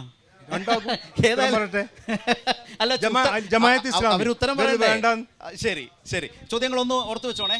വളരെ വേഗത്തിൽ UDFന്റെ പ്രതിനിധി പറഞ്ഞു ഈ 9 വർഷമായിട്ട് ഇവിടെ ഒരു വികസനം വരാത്തൊരു കാര്യം പറഞ്ഞു. ഇവിടെ ഈ അമരമ്പലം പഞ്ചായത്തിൽ ഏറ്റവും കൂടുതൽ ലൈഫ് മിഷൻ പദ്ധതിയിലൂടെ വീട് നിർമ്മിച്ച് കൊടുത്തത് ഈ അമരമ്പലം പഞ്ചായത്താണ്. അത്രയധികം എന്തെങ്കിലും നിങ്ങൾക്ക് ചെയ്യാൻ പറ്റിയിട്ടുണ്ടോ? നിങ്ങൾ വലിയ വീരഗാഥ പറയുന്നുണ്ടല്ലോ, അത്തരം കാര്യങ്ങൾ നിങ്ങൾക്ക് ചെയ്യാൻ കഴിയില്ല. 1980-ലാണ് തലശ്ശേരിയിൽ ഒരു തെരഞ്ഞെടുപ്പ് വരുന്നത്. ആ തെരഞ്ഞെടുപ്പിൽ ഞങ്ങൾ നേരിടുമ്പോൾ തലശ്ശേരി വർഗീയ കലാപം ഉണ്ടാക്കിയ RSS കേരളത്തിൻ്റെ നവകേരളത്തിൻ്റെ അല്ലെങ്കിൽ ആധുനിക കേരളത്തിൻ്റെ പിതാവ് എന്ന് പറയാവുന്ന സഖാവ് EMS അവിടെ ചെന്നിട്ട് പറഞ്ഞു, വർഗീയവാദികളുടെ വോട്ട് കൊണ്ടാണെങ്കിൽ RSSന്റെ വോട്ട് കൊണ്ടാണ് ഞങ്ങൾ ജയിക്കേണ്ടി വരുന്നതെങ്കിൽ അങ്ങനൊരു ജയം ഞങ്ങൾക്ക് ആവശ്യമില്ല എന്ന് അന്ന് മുതൽ എന്നും ഒരേപോലെ പറയുന്നവരാണ് ഞങ്ങൾ. മറുഭാഗത്ത് ഇപ്പോൾ SDPക്ക് ഇവിടെ സ്ഥാനാർത്ഥിയുണ്ട്. അൻവറിൻ്റെ വീട്ടിൽ ഒളിച്ചുപോയ പോലെ SDP അടുത്തും ജമാഅത്തെ ഇസ്ലാമിയുടെ അടുത്തും ഒളിച്ചുപോയ ഒരാളാണ് ഇപ്പോൾ ജൂനിയർ MLA എന്ന് പറഞ്ഞ് UDF തള്ളി പറഞ്ഞിരിക്കുന്നത്. അപ്പോൾ അവരൊക്കെ കൂട്ടുകിടക്കുന്ന ഇടം എന്താണെന്ന് ഞങ്ങൾക്കറിയാം. ഞങ്ങൾക്ക് മതവിശ്വാസിയുടെ വോട്ട് വേണം, മനുഷ്യരുടെ വോട്ട് വേണം, മതനിരപേക്ഷതയുടെ വോട്ട് സഖാവ് സ്വരാജിന് LDFന് വേണം. ഇതാണ് ഞങ്ങളുടെ ചോദ്യം. രണ്ട്, ഇതിനോടൊപ്പം കൂട്ടിച്ചേർത്ത് UDF സ്ഥാനാർത്ഥിക്കെതിരെ നിരന്തരം ആക്ഷേപങ്ങൾ, പ്രത്യേകിച്ച് ഒരു തെരഞ്ഞെടുപ്പ് കാലത്ത് ഒരു സ്ഥാനാർത്ഥിക്കെതിരെ ആക്ഷേപങ്ങൾ, ആരോപണങ്ങൾ വന്നാൽ അതൊട്ടും നിസ്സാരമല്ല. കാരണം ഗുരുതരമായ ആരോപണങ്ങളാണ് ഉന്നയിച്ചുകൊണ്ടിരിക്കുന്നത്. അത് ഈ മണ്ഡലത്തിലെ ജനങ്ങളുടെ മുമ്പിലേക്ക് വരും. നിങ്ങളുടെ സ്ഥാനാർത്ഥിയുടെ ജനസ്വാധീനത്തെ ഇടിക്കുന്ന ഘടകങ്ങളല്ലേ? അതാണ് അവിടെ വന്ന ചോദ്യത്തിൽ ഒരു ഭാഗം. എന്തു മറുപടി? അല്ല, അവിടെ TMCയുടെ സ്ഥാനാർത്ഥി വ്യക്തിപരമായിട്ട് ഉന്നയിക്കുന്ന കാര്യങ്ങൾക്ക് ഞങ്ങൾ ഏതായാലും മറുപടി കൊടുക്കാൻ ആഗ്രഹിക്കുന്നില്ല. അല്ല, വ്യക്തിപരമാണ്. അദ്ദേഹത്തെ ഈ തെരഞ്ഞെടുപ്പിനെ രാഷ്ട്രീയപരമായി നേരിടാതെ ഒരു വ്യക്തിയെ സംബന്ധിച്ച്, അദ്ദേഹത്തിന്റെ വ്യക്തി ജീവിതത്തെ സംബന്ധിച്ച് സംസാരിക്കുന്ന ഒരാളോട് ഞങ്ങൾക്ക് മറുപടി പറയണ്ട. നിങ്ങൾ ചോദിച്ചൊരു ചോദ്യമുണ്ടല്ലോ, ഇതേ ചോദ്യം ആര് തിരിച്ചു ചോദിച്ചിട്ടുണ്ട്. ഈ നിങ്ങളുടെ 9 വർഷക്കാലം ഈ നിയോജകമണ്ഡലത്തെ പ്രതിനിധീകരിച്ച് പിണറായി വിജയൻ സ്വന്തം അച്ഛനാണെന്നും സ്വന്തം അച്ഛന് തുല്യമാണെന്ന് പറഞ്ഞ അൻവർ ചില കാര്യങ്ങൾ പറഞ്ഞിട്ടുണ്ടല്ലോ. 9 വർഷക്കാലമായി ഞങ്ങൾ പറഞ്ഞ കാര്യം നിങ്ങളുടെ കൂടെ നിന്നിരുന്ന MLA ഈ കേരളത്തിലെ പൊതുസമൂഹത്തോട് വിളിച്ചു പറഞ്ഞിട്ടുണ്ട്. എന്താ പറഞ്ഞത്? കേരളത്തിലെ ആഭ്യന്തര വകുപ്പ് പിണറായി വിജയന് RSSന് കീഴ്പ്പെട്ടിരിക്കുന്നു എന്ന് പറഞ്ഞത് ഈ പറയുന്ന PV അൻവറാണ്. ഇനി അതുകൂടി പറയട്ടെ. അവര് നിങ്ങൾ പറഞ്ഞതുപോലെ നിശബ്ദത പാലിക്കണം. മറുപടി പറയല്ലേ ചെയ്തത്? ADGP MR Ajith Kumar RSS നേതൃത്വവുമായി ചർച്ച നടത്തി. നിങ്ങളുടെ കൂടാരത്തിൽ നിന്ന അൻവറാണ് പറഞ്ഞത്. ഇനി അതും കഴിഞ്ഞ് കേരളത്തിന്റെ മതേതര ഉത്സവമായ തൃശ്ശൂർ പൂരം അത് അലങ്കോലപ്പെടുത്തുവാൻ വേണ്ടി ഈ ആഭ്യന്തര വകുപ്പിന്റെ കീഴിലുള്ള ADGPയും RSS നേതൃത്വവുമായി ചർച്ച നടത്തി. ഇവർ നിങ്ങൾ അൻവറിന് വിട്ടോ?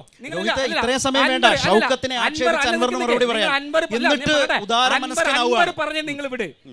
നിങ്ങളുടെ LDFിലെ ഒരു കക്ഷി ഉണ്ടല്ലോ, CPI, ഈ പറയുന്ന ആഭ്യന്തര വകുപ്പും RSSും ചേർന്നുകൊണ്ട് ഈ തൃശ്ശൂർ പൂരം അലങ്കോലപ്പെടുത്തുവാനുള്ള ശ്രമം നടത്തിയിട്ടുണ്ട് എന്ന് പറഞ്ഞത് രാജൻ എന്ന് പറയുന്ന റവന്യൂ മന്ത്രി. പക്ഷേ രോഹിത് എന്താണെന്നറിയോ, ഒരു തെരഞ്ഞെടുപ്പിൽ പ്രചരണം നടത്തുന്ന സ്ഥാനാർത്ഥിക്കെതിരെ ഗുരുതര ആക്ഷേപം വേണം. പക്ഷെ നിങ്ങൾ വേറെ ഏതോ സ്ഥലത്തേക്ക് സഞ്ചരിച്ച് നിങ്ങളുടെ സ്ഥാനാർത്ഥിയെ ഏറ്റവും ഹീനമായി ആക്ഷേപിച്ച ആളോട് മറുപടി പറയാൻ രാഷ്ട്രീയമായി എന്തുകൊണ്ട് UDF തയ്യാറാകുന്നില്ല?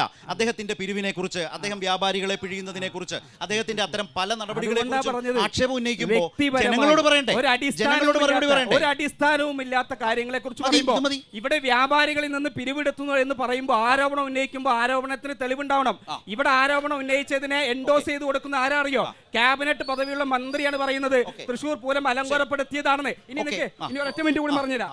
ഇനി ഇവിടെ അദ്ദേഹം ജമാഅത്തെ ഇസ്ലാമി, SDPI, PDP ഇവരുടെ ഒന്നും വോട്ട് വേണ്ട എന്ന് ആരെങ്കിലും പറയുമെന്ന് പറഞ്ഞല്ലോ. ഇവിടെ പ്രിയപ്പെട്ട അനിൽകുമാറിന്റെ പാർട്ടിയിലെ മലപ്പുറം ജില്ലയിലെ CPMന്റെ ജില്ലാ സെക്രട്ടേറിയറ്റ് അംഗം TM സിദ്ദിഖ് എൻ്റെ പ്രദേശത്തുകാരനാണ്. അദ്ദേഹം ഇന്നലെ നടത്തിയ ഒരു പ്രസംഗമുണ്ട്. ഈ തെരഞ്ഞെടുപ്പിൽ സ്വരാജിനെ വിജയിപ്പിക്കാൻ വേണ്ടി ഞങ്ങൾക്ക് സുഡാപ്പികളുടെ വോട്ട് വേണം, ഞങ്ങൾക്ക് ജമാഅത്തെ ഇസ്ലാമിയുടെ വോട്ട് വേണം, ഞങ്ങൾക്ക് BJPക്കാരൻ്റെ വോട്ട് വേണമെന്ന് പറഞ്ഞ CPMന്റെ ജില്ലാ സെക്രട്ടേറിയറ്റിനെ വെച്ചുകൊണ്ടാണ് ഇവർ പറയുന്നത്. ഞങ്ങൾ ഇവരുടെ ചോദിക്കുന്നത് ഒരു പാർട്ടിയുടെ നിലപാട് പറയുന്നത് ആ പാർട്ടിയുടെ സംസ്ഥാന സെക്രട്ടറി അല്ലേ ശ്രീ അനിൽകുമാർ? നമ്മുടെ രാജ്യത്ത് പറയട്ടെ, നമ്മുടെ രാജ്യത്തേക്ക് കടന്നു വന്ന ഭീകരവാദം പഹൽഗാമിൽ 34 ഭീകരരെ കൊന്നു. ആ ഭീകരർക്ക് കൂട്ടുനിന്ന ഒരു രാഷ്ട്രീയ പ്രസ്ഥാനമാണ് അവിടെ കമ്മ്യൂണിസ്റ്റ് പാർട്ടിയുടെ നേതാവായിട്ടുള്ള പ്രിയങ്കരനായ തരിഗാമിയെ പരാജയപ്പെടുത്താൻ BJPയുമായി കൂട്ടുകൂടിയ ജമാഅത്തെ ഇസ്ലാമി. നിങ്ങൾ മനസ്സിലാക്കണം, കമ്മ്യൂണിസ്റ്റ് പാർട്ടി നേതാവ് തരിഗാമി നിന്നിൽ കുരുക്കുന്ന കറുകയുടെ നെറുകയിലെ മഞ്ഞുനീർത്തുള്ളിയിൽ പോലും ഒരു കുഞ്ഞു സൂര്യനുണ്ട് എന്ന് പറയുന്ന പോലെ ജമ്മു കാശ്മീരിലെ കമ്മ്യൂണിസ്റ്റ് നേതാവ് തരിഗാമിയെ തോൽപ്പിക്കാൻ RSSും ജമാഅത്തെ ഇസ്ലാമിയും കൂടി രണ്ടിനെയും തോൽപ്പിച്ച കമ്മ്യൂണിസ്റ്റ് പാർട്ടിക്ക് ഒരു വർഗീയ ശക്തിയുടെ വോട്ട് വേണ്ട. ഇതാണ് ഞങ്ങളുടെ നിലപാട്, ഞങ്ങൾ പരസ്യപ്പെടുത്തിയ നിലപാട്. സുധീഷ് കൃത്യമായിട്ട് 2-3 കാര്യങ്ങളാണ് പറഞ്ഞത്. കാശ്മീരിലേക്ക് പോയി. അല്ല, അദ്ദേഹം ആ പാർട്ടിയുടെ നിലപാടാണ്, അവരുടെ നിലപാടല്ലേ ഈ ചർച്ചയിൽ പങ്കെടുക്കുന്നത് സംസ്ഥാന സമിതി അംഗമാണ്. അദ്ദേഹം പറഞ്ഞതിൽ വാക്ക് തെറ്റിയതായിരിക്കാം. ഭീകരരെ കൊന്നു എന്നാണ് പറഞ്ഞത്. അത് സാധാരണക്കാരെ കൊന്നു. പൗരന്മാർ ഭീകരവാദികൾ കടന്നു കയറി 34 ഇന്ത്യയിലെ മനുഷ്യരെ കൊന്നു. ആ സമയത്ത് അതൊരു ഭീകരവാദ രാഷ്ട്രീയമാണ്. അദ്ദേഹം ആ രാഷ്ട്രീയത്തിന് പിന്തുണയാണ് ജമാഅത്തെ ഇസ്ലാമി. സൂചിപ്പിച്ച കാര്യത്തിന് ഒരു കാര്യം പറയട്ടെ. ഈ മണിപ്പൂരിലെ കലാപത്തെ കുറിച്ച് പറഞ്ഞ അദ്ദേഹം ഇത് എങ്ങനെയാണ് ബിരുദങ്ങൾ കിട്ടുക എന്നുള്ളത് എനിക്കറിയില്ല. നെല്ലളന്ന് ബിരുദങ്ങൾ വാങ്ങിയിട്ടുള്ള ആളുകളുണ്ടാവും. മെയ്ത്തിയും കുക്കിയും തമ്മിലുള്ള കലാപമായിരുന്നു അവിടെ ഹിന്ദുവും മുസൽമാനും അല്ലെങ്കിൽ ഹിന്ദുവും ക്രിസ്ത്യാനിയും അല്ല.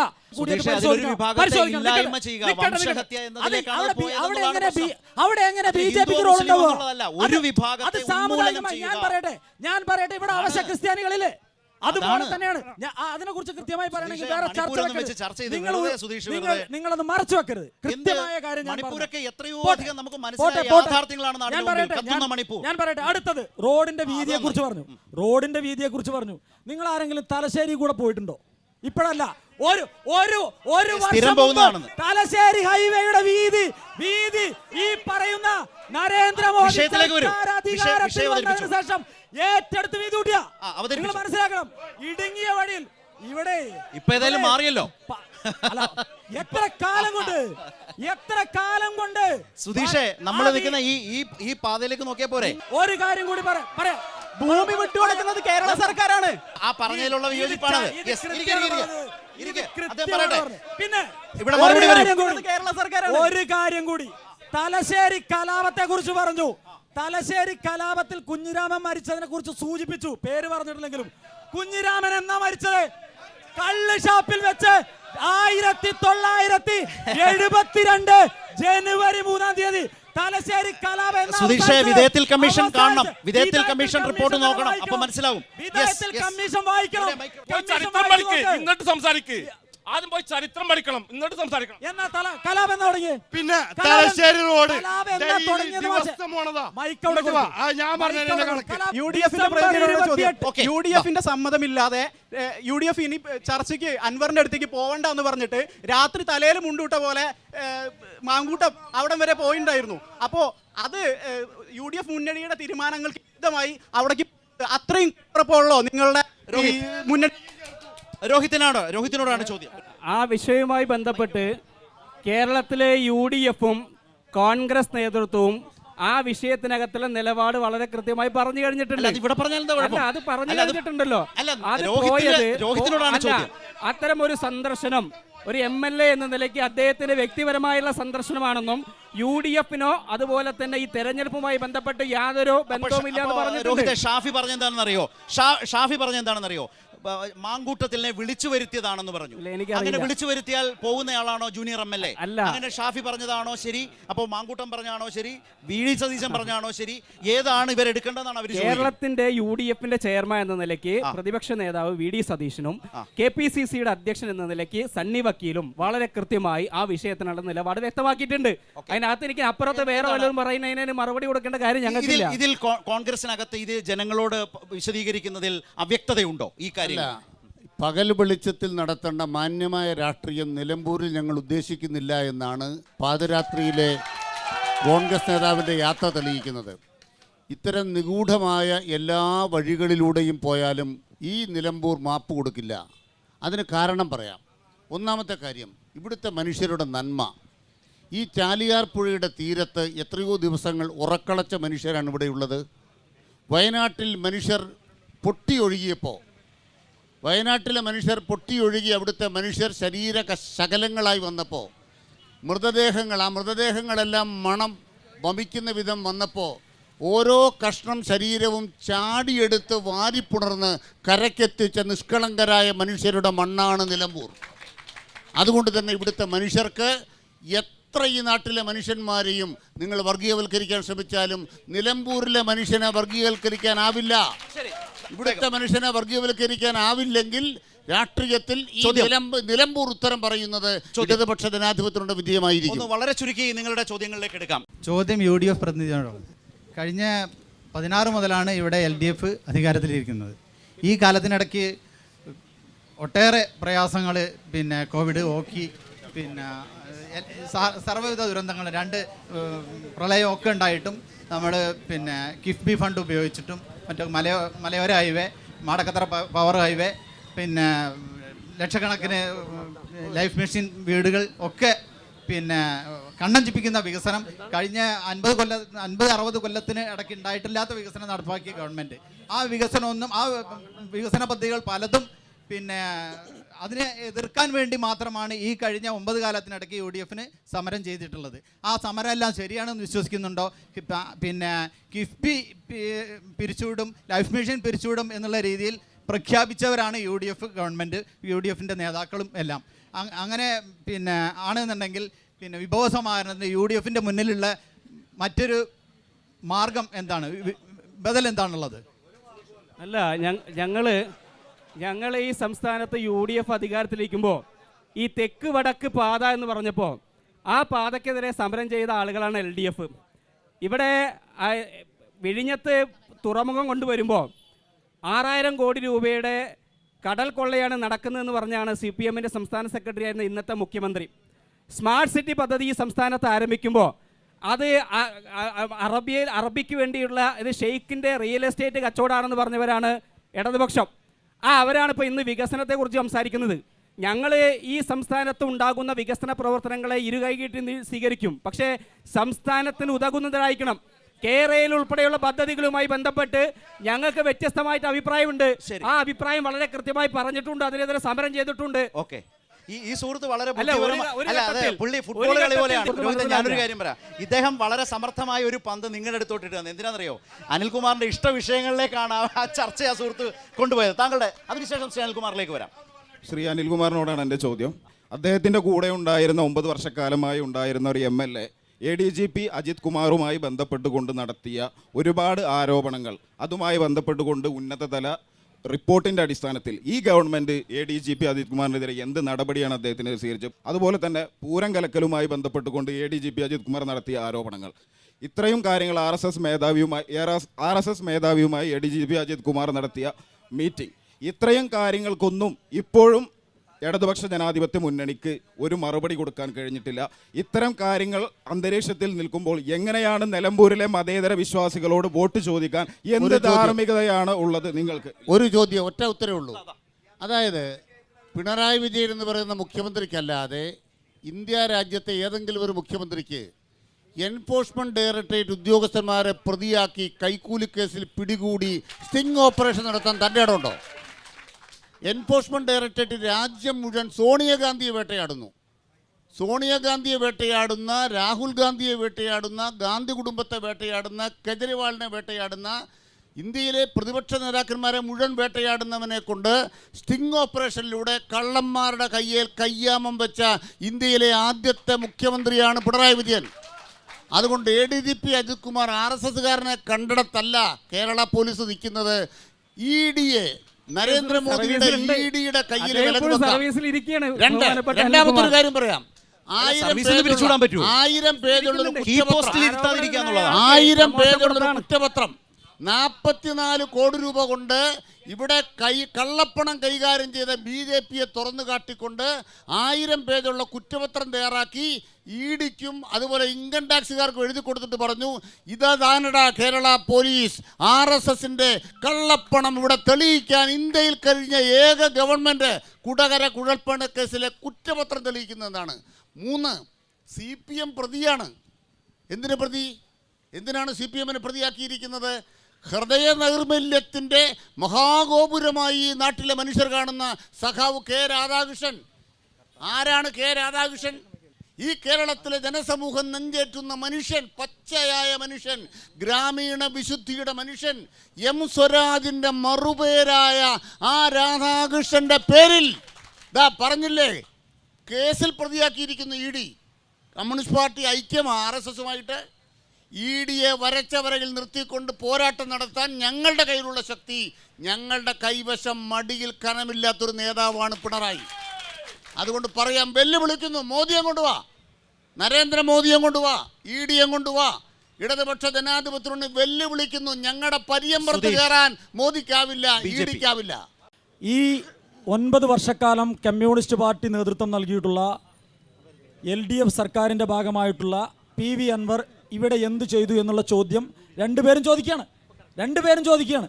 അതുപോലെ ഈ കേരളം രൂപീകൃതമായതിനു ശേഷം ഈ പറഞ്ഞ കാലഘട്ടത്തിൻ്റെ ഇടയിൽ ഇവിടെ 10 ചെറുപ്പക്കാർക്ക് തൊഴിൽ നൽകുന്ന എന്തെങ്കിലും ഒരു സംരംഭം ആർക്കെങ്കിലും ഈ മാറി മാറി ഭരിച്ചിട്ടുള്ള EMS നമ്പൂതിരിപ്പാടും പട്ടംതാണുപിള്ളയും ആർ ശങ്കറും അടക്കം ഇങ്ങുവന്ന് പിണറായി വിജയനിലെത്തി നിൽക്കുമ്പോൾ 10 ചെറുപ്പക്കാർക്ക് തൊഴിൽ നൽകുന്ന എന്തെങ്കിലും ഒരു സ്ഥാപനം വടപുറം പാലത്തിന്റെ ഇപ്പുറത്തേക്ക് കൊണ്ടുവരാൻ ഇവർക്ക് ആർക്കെങ്കിലും സാധിച്ചിട്ടുണ്ടോ?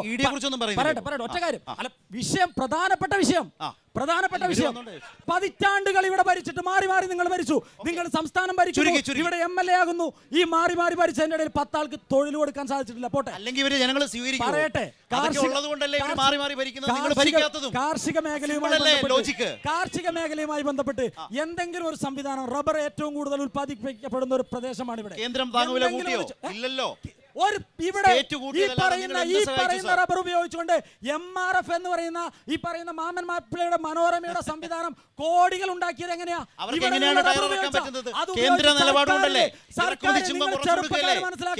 നമ്മളുടെ തലമുറ കഴിഞ്ഞാൽ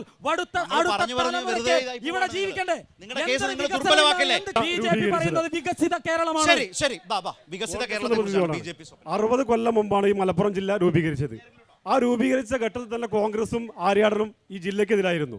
പക്ഷേ 2025 എത്തി നിൽക്കുമ്പോൾ നമുക്കറിയാം, നമ്മുടെ ഈ നാടിൻ്റെ ഇപ്പം നേരത്തെ സൂചിപ്പിച്ചതിന് ഈ റോഡടക്കം ഈ നാട്ടിലെ ഓരോ സ്കൂളുകളും നമ്മൾ ചെരുപ്പഴിച്ച് വെച്ച് സ്കൂളിൽ കയറുന്ന ഒരു സാഹചര്യം. അതിന് മുൻപ് ഇവിടുത്തെ ബെഞ്ചും ഡെസ്കും ഒക്കെ ഇളകിയിട്ട് സ്കൂളുകളൊക്കെ വിറ്റഴിക്കുന്നൊരു കാലം ഉണ്ടായിരുന്നു. അതിൽ നിന്ന് മാറി ഇടതുപക്ഷ ജനാധിപത്യത്തിന് ഒരുപാട് പുരോഗതിയിലേക്ക് ഈ നാടിനെ കൊണ്ടെത്തിയിട്ടുണ്ട്. അപ്പോഴാണ് കഴിഞ്ഞ പാർലമെൻറ്റ് തെരഞ്ഞെടുപ്പ് നടക്കുമ്പോൾ തൃശ്ശൂരിൽ BJPയെ ജയിപ്പിക്കാൻ വേണ്ടിയിട്ട് 86,000 വോട്ട് സാധാരണക്കാരായ ആളുകളുടെ വോട്ട് BJPക്ക് മറിച്ച് വിറ്റ പാരമ്പര്യമുള്ള അത്തരത്തിലുള്ള ആളുകളെ മതനിരപേക്ഷ മനസ്സുള്ള ഈ നിലമ്പൂരിന്റെ ജനത എങ്ങനെയാണ് വിശ്വസിച്ച് ആര്യാടൻ ഷൗക്കത്തിനെ ഈ നിയമസഭയിലേക്ക് വിജയിപ്പിക്കുക എന്നുള്ളതാണ് ചോദ്യം. ശരി, അതുപോലെ തന്നെ പരമ്പരാഗതമായ ഒരു കോൺഗ്രസ് ലീഗ് എന്താ പറയുക ഭിന്നതയൊന്നുമല്ല, ഒരു പോരും ഒരു വല്ലാത്ത മോശപ്പെട്ട ബന്ധം ഈ നിലമ്പൂരിൽ നിൽക്കുകയല്ലേ? അതും നിങ്ങളുടെ ഒരു പ്രതിബന്ധമല്ലേ? ഞാൻ നിലമ്പൂരിൻ്റെ പ്രശ്നം ചോദിച്ചാണ്. ആര്യാടൻ്റെ മകനും ലീഗും തമ്മിലുള്ള പരമ്പരാഗതമായ ശത്രുതയുടെ ഒരു തലം ഈ അടുത്ത കാലത്ത് മാധ്യമപ്രവർത്തക എന്ന നിലയ്ക്ക് നിങ്ങൾ ശ്രദ്ധിക്കുന്നതാണല്ലോ. ഈ മലപ്പുറം ജില്ലയിലോ അല്ലെങ്കിൽ ഈ നിലമ്പൂർ നിയോജകമണ്ഡലത്തിലോ ലീഗും കോൺഗ്രസും തമ്മിലുള്ള നിങ്ങൾ ആ ബന്ധം വഷളാവുന്നു എന്ന് പറഞ്ഞല്ലോ, ആ തരത്തിലേക്ക് ഏതെങ്കിലും ഒരു വാർത്തകൾ നിങ്ങൾക്ക് കൊണ്ടുവരാൻ പറ്റുന്നുണ്ടോ? ഒരു വാർത്തയുമില്ല. ഐക്യത്തോടുകൂടി അതൊക്കെ പറഞ്ഞ കഥകള് അല്ലല്ല.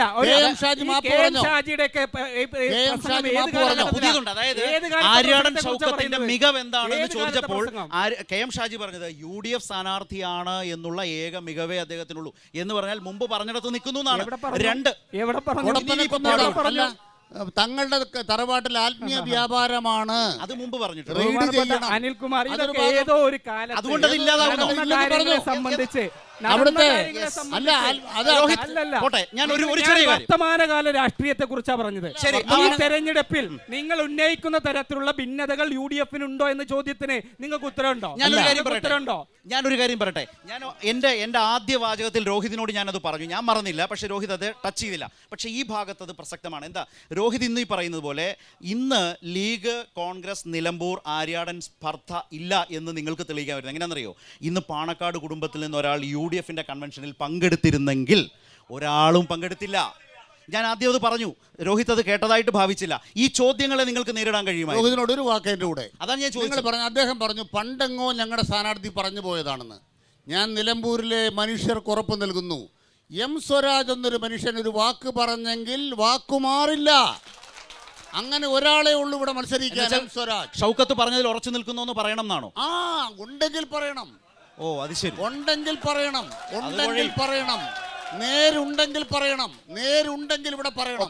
നമ്മുടെ UDFന്റെ പ്രതിനിധി പറഞ്ഞു, ഈ ചർച്ചയിൽ ഏറ്റവും വലിയ ഒരു തമാശയായിട്ട് എനിക്ക് തോന്നിയ വാക്യമാണത്.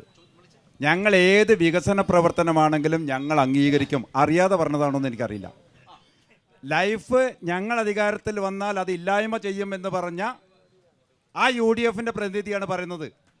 കേരളത്തിലെ 1000-ഓളം ആളുകൾക്ക്, പാവപ്പെട്ട ആളുകൾക്ക് ലൈഫിന്റെ പേരിൽ വീട് കൊടുത്ത അമരമ്പലത്ത് വന്നിത് പറയാൻ അല്പം ഒരു തൊലിക്കട്ടി വേണമെന്നാണ് സൂചിപ്പിക്കാനുള്ളത്. ഒറ്റ കാര്യം കൂടി. രണ്ടാമതാണ് പറഞ്ഞത്, കിഫ്ബി എന്നുള്ള പദ്ധതി ഞങ്ങൾ വന്നാൽ അത് ഞങ്ങൾ എടുത്ത് തോട്ടിലെറിയുമെന്ന് പറഞ്ഞവര് ആ കിഫ്ബിയുടെ പേരിൽ 2000 കോടി രൂപയുടെ വികസന പ്രവർത്തനങ്ങൾ കഴിഞ്ഞ 9 കൊല്ലത്തിനിടയ്ക്ക് നടത്തിയ, നേരത്തെ ഇവിടെ സൂചിപ്പിച്ച അതേ റോഡിൽ കൂടിയും അതേ ആശുപത്രിയുടെ കെട്ടിടങ്ങളിൽ കൂടിയും അതേ വിദ്യാഭ്യാസ സ്ഥാപനങ്ങളിൽ കൂടിയും നടന്ന് കണ്ട് വോട്ട് ചോദിക്കാൻ എങ്ങനെയാണ് കഴിയുന്നത് എന്നാണ് എനിക്ക് ചോദിക്കുന്നത്. UDF പ്രതിനിധിയോടാണ്. ബാബരി മസ്ജിദ് പള്ളി പൊളിച്ചതിന് ശേഷം അവിടെ രാമക്ഷേത്രം പണിയുകയും രാമക്ഷേത്രം പണിഞ്ഞ് അത് ഉദ്ഘാടനം കഴിഞ്ഞതിന് ശേഷം നിരവധിയായ കോൺഗ്രസ്സുകാർ അതിൻ്റെ പിതൃത്വം ഏറ്റെടുക്കുകയും അവിടേക്ക് പോവുകയുണ്ടായി. അതിൽ കേരളത്തിലെ കോൺഗ്രസിന്റെ നിലപാട് എന്താണ് എന്ന് മാത്രം പറഞ്ഞാൽ മതി. ശരി, ഞാൻ ഈ ചോദ്യങ്ങൾ റിസർവ് ചെയ്തുകൊണ്ട് അവസാന റൗണ്ടിലേക്ക് വരുന്നു. സുധീഷ്, നിങ്ങളുടെ സ്ഥാനാർത്ഥിക്ക് ഒരു സ്ഥാനാർത്ഥി എന്ന മികവിലേക്ക് വന്ന് നിങ്ങൾ ആഗ്രഹിക്കുന്ന നിലയിലേക്ക് പെർഫോം ചെയ്യാനെങ്കിലും ഈ മണ്ഡലത്തിൽ കഴിയുമോ? അങ്ങനെ ഒരു വലിയ സംശയം നിൽക്കുന്നുണ്ട്. ഞാൻ നേരത്തെ സൂചിപ്പിച്ചല്ലോ, അദ്ദേഹം ഒരു മലയോര കർഷക കുടുംബത്തിലുള്ള ആളാണ്. ഇവിടെ ഏറ്റവും കൂടുതൽ പ്രശ്നങ്ങൾ അനുഭവിക്കുന്നത് കാർഷിക മേഖലയുമായി ബന്ധപ്പെട്ടുകൊണ്ട് ജീവിക്കുന്ന 80% വരുന്ന ആളുകളുള്ള ഒരു പ്രദേശമാണ്. ഇവിടെ ഏറ്റവും കൂടുതൽ പ്രശ്നങ്ങൾ ഉണ്ടാകുന്നത് വന്യമൃഗങ്ങളുമായിട്ടുള്ള പ്രശ്നമാണ്. നമ്മുടെ ഈ ചുറ്റുവട്ടത്ത് ഈ അടുത്ത സമയത്ത് 3 പേരാണ് കാട്ടാനയുടെ ആക്രമണത്തിൽ കൊല്ലപ്പെട്ടുള്ളത്. വലിയ രീതിയിൽ കടുവയുടെ ആക്രമണങ്ങൾ ഉണ്ടാകുന്നു. ഇതിനെതിരെ ഒരു നടപടിയും സംസ്ഥാന സർക്കാർ നടപ്പിലാക്കിയിട്ടില്ല. പിന്നെ അതോടുകൂടി അത് ഏറ്റവും വലിയ പ്രശ്നം തന്നെയാണ്. ഞാൻ നേരത്തെ സൂചിപ്പിച്ച തൊഴിലിന്റെ പ്രശ്നങ്ങൾ. നേരത്തെ ഒരാൾ പറഞ്ഞു, ഒറ്റ കാര്യം കൂടി, ഒരാൾ പറഞ്ഞു സ്കൂള് കേന്ദ്ര സർക്കാരിന് കൃത്യമായ റിപ്പോർട്ട് കൊടുക്കണം. കേന്ദ്ര സർക്കാർ ഈ നിയമം നടപ്പാക്കി കഴിഞ്ഞാൽ സംസ്ഥാന സർക്കാർക്ക് ഇത് ബാധകമാവുള്ളൂ. രേഖാമൂലം കൃത്യമായ റിപ്പോർട്ട് കൊടുക്കണം. വെടിവെക്കാനുള്ള ഉത്തരവുള്ള സംസ്ഥാനങ്ങളുണ്ട് ഇന്ത്യ മഹാരാജ്യത്ത്. എങ്ങനെയാ മലയോര ഹൈവേ നിങ്ങൾ പറഞ്ഞല്ലോ ഒറ്റ സെക്കൻഡ്, നിലമ്പൂർ മേപ്പാടി ഹൈവേ എന്ന് പറഞ്ഞല്ലോ. കൃത്യമായ രേഖ കൊടുത്തിരുന്നെങ്കിൽ ഗഡ്കരിയുമായി ഞങ്ങൾ ബന്ധപ്പെട്ട പറഞ്ഞു കൃത്യമായ രേഖ നൽകിയാൽ പറഞ്ഞല്ലോ. സ്കൂളിന്റെ ടൈൽസ് ഇട്ട സ്കൂളിന്റെ കാര്യം പറഞ്ഞല്ലോ. ഒരു ചെറിയ കുട്ടികൾ പഠിക്കുന്ന ആദ്യമായി ഈ കേരളത്തിന്റെ ചരിത്രത്തിൽ നിങ്ങളുടെ സ്ഥാനാർത്ഥിയെ കുറിച്ച് സ്ഥാനാർത്ഥി ഏറ്റവും മികച്ച സ്ഥാനാർത്ഥിയാണ്. ഏറ്റവും മികച്ച സ്ഥാനാർത്ഥിയാണ് ഞങ്ങളുടെ സ്ഥാനാർത്ഥി. മലയോര മേഖലയിലെ അടിസ്ഥാന വിഭാഗത്തിന്റെ അടിസ്ഥാന വിഭാഗത്തിന്റെ അടിസ്ഥാന പ്രശ്നങ്ങൾ പരിഹരിക്കാൻ ഒരു സ്ഥാനാർത്ഥിയാണ് ഞങ്ങളുടെ സ്ഥാനാർത്ഥി. നിങ്ങൾ നേരിടുന്ന രാഷ്ട്രീയമായ വെല്ലുവിളികൾ, മുൻപ് തോറ്റ സ്ഥാനാർത്ഥി ഉപതെരഞ്ഞെടുപ്പിൽ നിങ്ങൾക്ക് എങ്ങനെ വിജയം കൊണ്ടുവരുമെന്നാണ് വിചാരിക്കുന്നത്? ഷൗക്കത്തിന്റെ അടക്കം ഈ തെരഞ്ഞെടുപ്പിൽ ഈ നിയോജക മണ്ഡലത്തിലെ സാധാരണക്കാരായ ജനങ്ങൾ ഈ തെരഞ്ഞെടുപ്പിൽ UDF വോട്ട് ചെയ്യും, യാതൊരു സംശയവുമില്ല. ഒരുപക്ഷെ ഇവിടെ ആ സുഹൃത്തിനോട് ഞാൻ നന്ദി പറയുകയാണ്. കാരണം അദ്ദേഹം ലൈഫ് മിഷനുമായി ബന്ധപ്പെട്ടൊരു ചോദ്യം ചോദിച്ചു.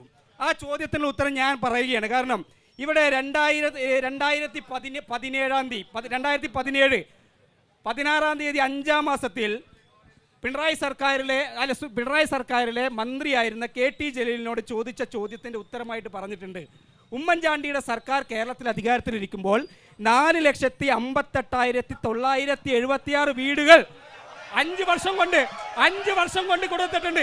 ഈ 9 വർഷക്കാലം കൊണ്ട് ഈ സർക്കാരിന് എത്ര വീട് കൊടുക്കാൻ പറ്റിയിട്ടുണ്ട്? എത്ര രൂപയുടെ എങ്ങനെയുള്ള വീടുകൾ? അല്ലല്ല, 5 വർഷം കൊണ്ട് കൊടുത്ത കണക്കാ പറഞ്ഞു. 5 വർഷം കൊണ്ട് കൊടുത്ത കണക്കാ പറഞ്ഞു. ചോദ്യത്തിന് ഉത്തരം പറഞ്ഞത് അല്ല, ഒറ്റ കാര്യം പറയാൻ ആഗ്രഹിക്കുന്നുള്ളൂ. വീടുകൾ കൊടുത്തിട്ടുണ്ട്. ഇടതുപക്ഷ ജനാധിപത്യമുള്ള സർക്കാർ ഇടതുപക്ഷ ജനാധിപത്യമുള്ള സർക്കാർ 5.5 ലക്ഷം പേർക്ക് വീട് വെച്ച് കൊടുത്തു കഴിഞ്ഞു. 5.5 ലക്ഷം പേർക്ക്. അതെ, ഇവിടെ ബഹുമാനപ്പെട്ട ഉമ്മൻചാണ്ടി മൊത്തം കല്ലിട്ടെന്നാണ് പറഞ്ഞു. ഇന്നൊരു വാർത്തയുണ്ട്, KSRTCയിലെ ഇന്ത്യൻ ഓയിൽ കോർപ്പറേഷൻ 100 കോടി രൂപ ചോദിച്ച് പിണറായി വിജയന് കത്തെഴുതി. അപ്പോൾ പിണറായി ചോദിച്ചു, ഞാൻ വന്ന കാലത്ത് ഇങ്ങനെ പണം ഇല്ലല്ലോ, അത് ഉമ്മൻചാണ്ടിയുടെ കുടിശ്ശികയാണ്. KSRTCക്ക് 100 കോടി രൂപ കുടിശ്ശിക വരുത്തിയവർ വീട് വെച്ചെന്നൊക്കെ പറഞ്ഞാൽ ഈ നാട്ടിലെ ആളുകൾ എന്താ ഇവർ പറയണത്? അതുകൊണ്ട് പറയാൻ ആഗ്രഹിക്കുന്നു. ഞാൻ ഒറ്റ കാര്യമുള്ളൂ, ബഹുമാനപ്പെട്ട ടി എൻ പ്രതാപൻ ഒരു ചാനലിനകത്ത് നടത്തിയ ചർച്ച എന്താ ടി എൻ പ്രതാപൻ പറഞ്ഞതെന്നറിയാമോ? ബഹുമാനപ്പെട്ട ഉമ്മൻചാണ്ടി പറഞ്ഞു, ഇവിടുത്തെ സർക്കാർ ജീവനക്കാർക്ക് ശമ്പളം പെൻഷനോട് കൊടുത്താൽ പിന്നെ കടമെടുത്തെങ്കിൽ മാത്രമേ പലിശ അടച്ചു തീർക്കാൻ പറ്റൂ. എങ്ങനെ റോഡ് പണിയും, എങ്ങനെ പാലം പണിയും? TN പ്രതാപൻ പറയുകയാണ്, ഈ ആയുസിൽ കേരളത്തിൽ ദേശീയവാദി ഉണ്ടാകാൻ പോകുന്നില്ല, അതിൻ്റെ കൂടെയൊന്ന് നടക്കണം, എനിക്ക് ജീവിതത്തിൽ ഒരു ആഗ്രഹമുണ്ട്. അദ്ദേഹത്തിൻ്റെ ആഗ്രഹം നടപ്പായത് പിണറായി വിജയൻ എന്ന് പറയുന്ന മനുഷ്യൻ ഏതായാലും ഈ വികസനവും അതുപോലെ തന്നെ ശക്തമായ രാഷ്ട്രീയവും സ്ഥാനാർത്ഥികളുടെ മികവും സ്ഥാനാർത്ഥികളെയും ഒക്കെ പരസ്പരം വിലയിരുത്തിക്കൊണ്ട് നിലമ്പൂർ ജനത ഈ ഉപതെരഞ്ഞെടുപ്പിൽ മുന്നോട്ട് പോവുകയാണ്. അമരമ്പലം പഞ്ചായത്തിൽ നമ്മൾ കണ്ടതാണ്. അതിൻ്റെ പല ഭാഗങ്ങളാണ് ഈ ചർച്ചയിൽ വളരെ സജീവമായി ഉയർന്നു വന്നത്. എല്ലാവർക്കും നന്ദി. താങ്ക്